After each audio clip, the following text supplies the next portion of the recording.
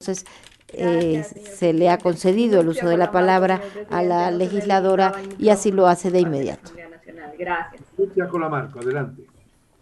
Bueno, muy buenas tardes, señor presidente encargado, asambleístas y ciudadanía que nos sigue a través de las distintas plataformas digitales. Quiero empezar reconociendo el trabajo que ha desarrollado la Comisión de Justicia en relación a la reforma a la Ley Orgánica de la Función Legislativa, por lo que se considera y quisiera que se considere las siguientes observaciones. Consecuente con lo que he venido diciendo en mis distintas intervenciones, he visto necesario, por la experiencia que tuve al ser asambleísta alterna por casi 3 años, que se debe regular la actuación, principalización y obligatoriedad a ser llamados por sus principales en caso de cualquier ausencia. Desde mi experiencia y la de mis compañeros alternos, es necesario defender los derechos de quienes acompañan desde el momento de la inscripción a los candidatos principales. Luego, durante toda la campaña, trabajando, generando votos y en caso de ser electos, trabajando por la gente que también los elige a ellos. Esta asamblea ahora cuenta con un sinnúmero de asambleístas que por una u otra razón se han principalizado permanentemente y que muchos a veces se encuentran con vacíos, como por ejemplo, si al momento de principalizarse están o no están en la bancada que estuvo el principal anterior. Esto no se encuentra normado. También creo que es otra razón muy importante que se norme la obligatoriedad de los alternos para que las sesiones del Pleno y las comisiones cuenten con la totalidad de los asambleístas y no generar un ausentismo, siendo así responsable con el deber de representatividad que debemos cumplir todos. Esto, repito, debería ser obligatorio, la principalización de alternos, salvo en caso de fuerza mayor o caso fortuito. Y que estos compañeros deben tener los mismos insumos y tratos de sus principales. También he podido identificar que los procedimientos parlamentarios deben ser reformados. Estos en relación a que se han evidenciado que los plazos previstos en la Ley Orgánica de la Función Legislativa no se ajustan a la realidad del trámite de los proyectos de ley. En particular, si en aras de la calidad y legitimidad de la producción legislativa se requiere amplios procesos de socialización, construcción técnica y debate. Por lo tanto, se propone ampliar el plazo para la presentación de los informes a 90 días, con la posibilidad de una prórroga por un máximo del mismo tiempo. Esto no significa que una ley debe realizarse siempre en estos tiempos, sino que este debería ser el límite de tiempo. Hemos escuchado aquí mismo en el Pleno que se piden prórroga tras prórroga y que las comisiones ocasionales casi han durado lo que dura una permanente, lo que haría que se cumpla la elaboración de la ley en un tiempo no determinado. Siguiendo con lo que se argumentó respecto a los informes para primer debate, es necesario que la ley establezca plazos más acordes con la realidad, por lo que el mismo debe ampliarse a máximo 90 días con la posibilidad de prórroga.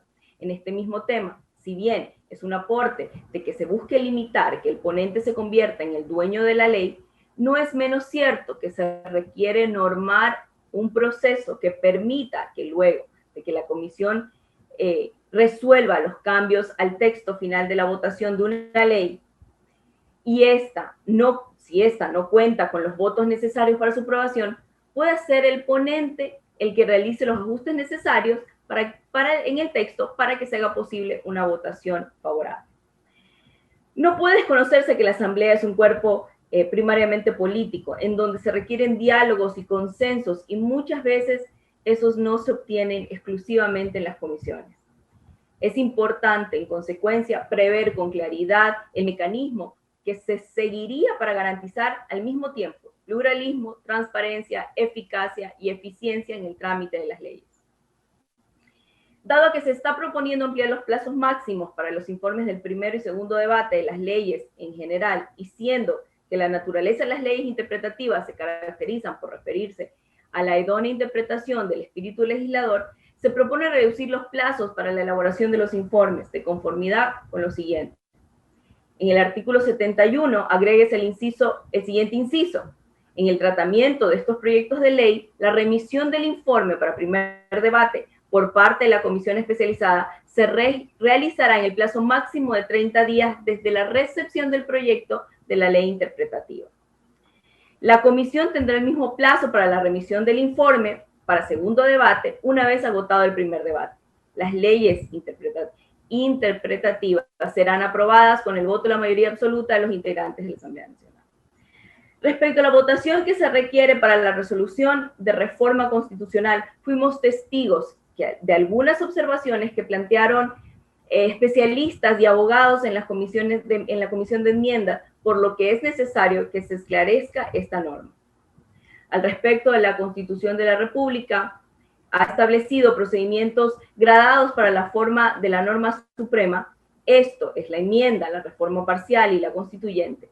En esta línea, la Constitución es precisa al señalar que para la enmienda se regirá el voto de las 2/3 partes de los miembros de la Asamblea, lo que ahora será mayoría calificada.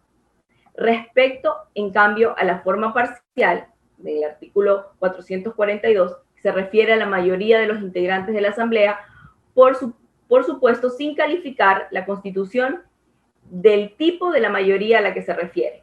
En todo caso, corresponde a la Ley Orgánica de la Función Legislativa ser precisa, sin descuidar la intención del constituyente respecto a los procedimientos gradados de forma constitucional. También por lo expuesto se propone calificar en el artículo 73, determinando que la votación requerida para la resolución de reforma parcial de la Constitución sea de mayoría absoluta. Quiero también un poco concordar con lo anteriormente dicho por el asambleísta Marín, en donde también se debe considerar que si bien es cierto, la Asamblea Nacional ha venido resolviendo estos trámites y aplicando primariamente un reglamento, es necesario que en esta reforma en curso se clarifique en qué casos procede un indulto humanitario y en qué casos la amnistía. Asimismo, debe definirse con claridad si se puede volver a plantear una solicitud y en qué casos. Se propone en consecuencia calificar los textos del artículo 97, 98 y 99 en los términos que me voy a permitir leer rápidamente, aunque estos ya fueron enviados por escrito a la presidenta de la comisión. En el artículo 97, la ley debe establecer que se entiende como motivos humanitarios y en donde se propone incorporar el siguiente texto. Se entiende por motivos humanitarios aquellos que buscan aliviar el sufrimiento de una persona privada de la libertad, ya sea por enfermedades crónicas, raras, huérfanas, catastróficas, terminales o de similar naturaleza, buscando dar al beneficiario, por el tiempo que se reste, una mejor calidad de vida en condiciones dignas, junto a sus familiares, recibiendo los tratamientos necesarios y la atención médica adecuada. Se considera también motivos humanitarios aquellos fundamentados en consideraciones de justicia o incompatibilidades con la dignidad humana. En el artículo 98 se propone clarificar cuando procede la nueva solicitud del indulto. Si el indulto es negado, se podrá volver a tratar transcurridos 6 meses desde la última negativa, siempre y cuando existan hechos o circunstancias supervinientes que no hayan sido valoradas en la solicitud original. Y en el artículo 99 se propone la sustitución determinando la procedencia de la amnistía en los términos siguientes. Artículo 99, amnistía. La Asamblea Nacional podrá expedir la resolución declarando amnistía por delitos políticos o con nexo con los políticos. Y se entiende por delitos políticos aquellos cometidos o supuestamente cometidos por varias personas contra la organización y funcionamiento del Estado, motivados en fines de reivindicación social colectiva en un contexto político-social de agitación interna o conflictividad social. Los delitos conexos son aquellos actos delictivos o presuntamente delictivos ligados a fines políticos. Aunque sí mismo constituyen delitos comunes, la concesión de la amnistía por delitos políticos o conexos busca la pacificación social. También debe especificarse que no se concederán por delitos cometidos contra la administración pública, ni por genocidios, torturas, desaparición forzada de personas, secuestro y homicidio por razones políticas o de conciencia. Esto, por lo expuesto, con responsabilidad y basado en lo que hemos estado trabajando y en lo que ya, como lo dije anteriormente, he presentado por escrito a la comisión, pido a la presidenta de la comisión que se sirva a acoger estas observaciones para que se puedan aplicar de la mejor manera en cada procedimiento y quede de manera clara cada proceso de la elaboración de la normativa. Para finalizar, vuelvo a coincidir con mi compañera Ana Belén Marín, que ya es hora de regresar a nuestros curules y de trabajar con respeto y responsabilidad en leyes que tanto necesita nuestro país y que nos ayudarán a salir adelante de esta crisis en la que nos encontramos. Muchas gracias, señor presidente. Muchas gracias, señoras y señores asambleístas. Esa fue la intervención del asambleísta por Manabí, Pinucia Colamarco. Ella ha defendido los derechos de los asambleístas alternos, que recordó están junto al asambleísta